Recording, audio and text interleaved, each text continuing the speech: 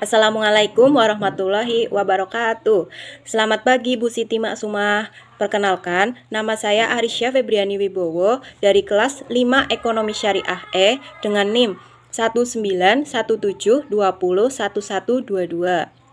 Di sini, saya akan menjelaskan materi mengenai teori perilaku individu dalam teori ekonomi mikro Islam, yang dimana teori ini dibagi lagi menjadi beberapa materi supaya dapat kita terapkan dalam kehidupan sehari-hari.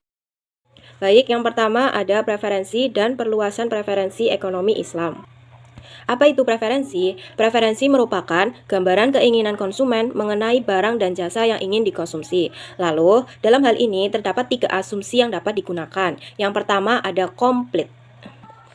Ialah konsumen yang memilih barang yang diinginkan atau mengambil kombinasi barang yang paling komplit dari semua kombinasi yang ada. Yang kedua, transitif, yaitu memilih barang sesuai kesukaan. Dan yang ketiga, tanpa kepuasan. Semakin banyak barang yang dikonsumsi, maka semakin tinggi pula tingkat kepuasan konsumen. Selanjutnya, pola preferensi dan pemenuhannya, yaitu lebih mengutamakan akhirat daripada dunia. Yang kedua, konsisten dalam prioritas pemenuhannya. Dan yang ketiga, memperhatikan etika dan norma.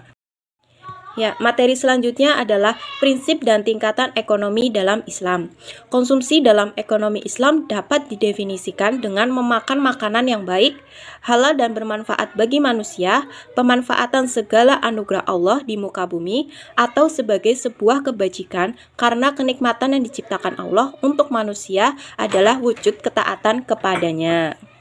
Ada 5 prinsip yang dimaksud, yaitu yang pertama prinsip keadilan, yang mengajarkan kebenaran pada manusia untuk menggunakan barang sesuai syarat, baik dari zat maupun cara memperoleh dan mengkonsumsinya.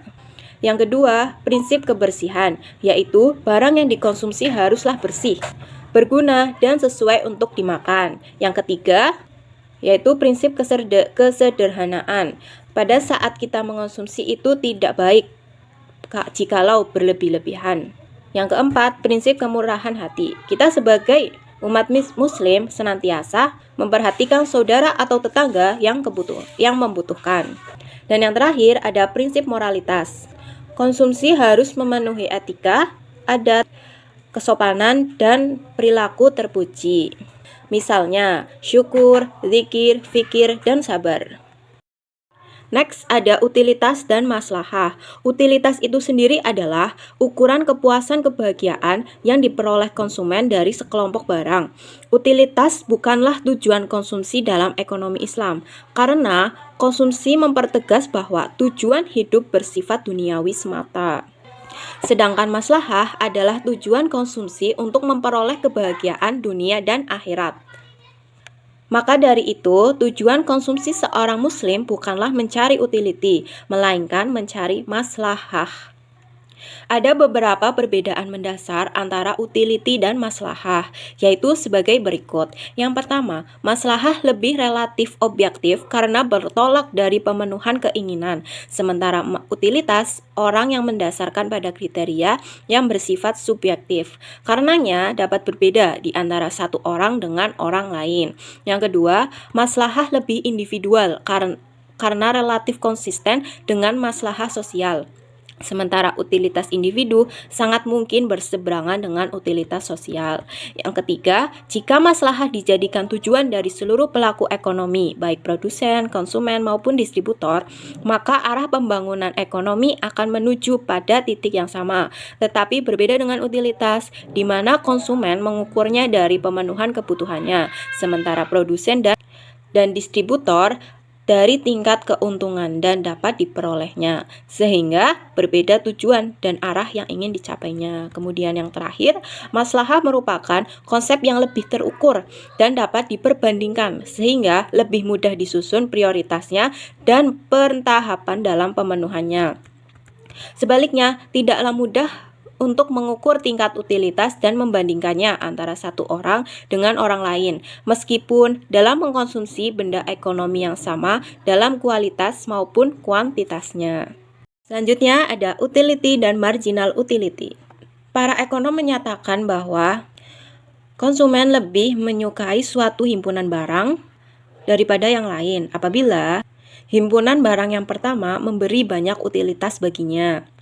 Misalnya, hubungan antara kegunaan barang dengan jumlah utilitas atau kepuasan yang dirasakan.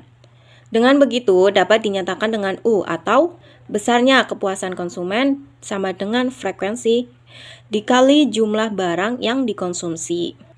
Utilitas dapat dibagi menjadi dua. Yang pertama, utilitas total atau total utility merupakan seluruh kepuasan yang diperoleh oleh konsumen dalam mengonsumsi sejumlah barang tertentu. Yang kedua, utilitas marginal atau marginal utility ialah kepuasan yang diukur dengan satuan yang lain. Misalnya, seorang konsumen ketika minum gelas pertama tentu akan berbeda dengan gelas kedua. Maka total utilitas yang diperolehnya yang akan menyebabkan perubahan marginal. Kurva indifference atau kurva kepuasan sama. Kurva indifference adalah kurva yang menunjukkan kombinasi beberapa barang yang dikonsumsi oleh seseorang konsumen yang memberikan tingkat kepuasan yang sama. Ciri-ciri kurva indifference itu sendiri yang pertama, memiliki kemiringan atau slope negatif. Hal inilah yang menunjukkan apabila ia ingin mengkonsumsi barang X lebih banyak, maka harus mengorbankan konsumsi terhadap barang Y. Yang kedua, cembung ke arah titik origin atau convex, yaitu menggambarkan besarnya pengorbanan atas konsumsi suatu barang untuk menambah konsumsi barang lainnya dengan tetap mempertahankan tingkat kepuasan yang diperoleh. Dalam kurva indifference, semakin tinggi tingkat kepuasan seseorang, maka semakin tinggi pula tingkat kurva indifference-nya. Dalam kurva di samping bisa kita lihat bahwa dalam memindahkan A ke B, konsumen memperoleh 1 unit barang X. Untuk tetap berada dalam kurva indifference yang sama, ia merelakan 2 unit barang Y. Oleh karena itu, dalam berpindah dari titik A ke titik B, tingkat substitusi marginal antara X dan Y adalah 2. Perpindahan dari A ke B berbeda dengan perpindahan dari B ke C. Secara khusus, dalam perpindahan B ke C, konsumen memperoleh 1 unit X. Namun, sekarang ia bersedia merelakan 1 saja unit Y untuk memperoleh unit tambahan X. Alasannya adalah kurva indifference ini menunjukkan sifat tingkat substitusi marginal yang menurun. Terdapat 3 keunggulan kurva indifference. Yang pertama, tidak perlunya anggapan bahwa utility konsumen bersifat kardinal. Yang kedua, efek perubahan harga terhadap jumlah yang diminta bisa dipecah lebih lanjut, yaitu efek substitusi dan efek pendapatannya. Dan yang terakhir, dapat menunjukkan faktor-faktor lain yang penting dalam mempengaruhi permintaan konsumen akan suatu barang, antara lain seperti penghasilan konsumen, perubahan harga barang lain, dan selera konsumen. Next, ada budget line atau batas anggaran. Budget line adalah kurva yang menunjukkan kombinasi konsumsi antara 2 macam barang yang membutuhkan biaya atau anggaran yang sama besar. Dalam teori ekonomi mikro, batasan anggaran kadang-kadang disebut dengan kendala anggaran atau budget constraint. Sedangkan garis yang menunjukkan batasan anggaran disebut dengan budget line. Kemiringan garis anggaran menunjukkan tingkatan sejauh mana konsumen dapat menukarkan suatu barang dengan barang lainnya. Garis batasan anggaran bisa berubah bergeser jika terjadi perubahan dalam pendapatan. Jika pendapatan konsumen naik, maka perubahan harga barang dan kemiringan garis anggaran yang baru sejajar dengan garis anggaran sebelumnya. Oleh karena itu, dapat diartikan bahwa kenaikan pendapatan akan menimbulkan pergeseran letak garis anggaran secara sejajar. Begitu juga sebaliknya, jika pendapatan turun dan tidak diikuti dengan penurunan harga barang, maka akan menyebabkan pergeseran garis anggaran ke kiri sejajar dengan garis anggaran sebelumnya. Selain karena pendapatan, garis atau budget line juga bisa bergeser ketika harga barang mengalami perubahan. Selanjutnya, G. Pilihan konsumen. Pilihan konsumen untuk mengkonsumsi 2 jenis barang yang berbeda akan dilakukan selama masih dalam batasan anggaran dan memberikan kepuasan yang sama. Konsumen akan memilih konsumsi pada titik dalam budget line yang terletak pada kurva indifference tertinggi. Pada tingkat ini, konsumen mengalami titik optimum atau tingkat substitusi marginalnya sama dengan perbandingan harga dua barang yang bersangkutan. Pada kurva di atas bisa kita lihat bahwa titik D memberikan kepuasan maksimal dan berada dalam jangkauan anggaran.